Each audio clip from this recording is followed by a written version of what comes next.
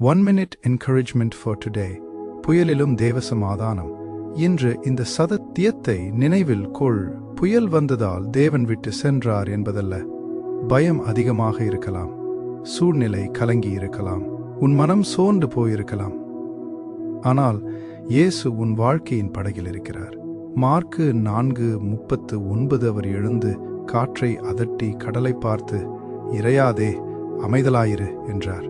அப்பொழுது காற்று நின்று போய் மிகுந்த அமைதல் உண்டாயிற்று. அந்த இயேசு இன்று உன் சூழ்நிலையிடமும் பேசுகிறார்.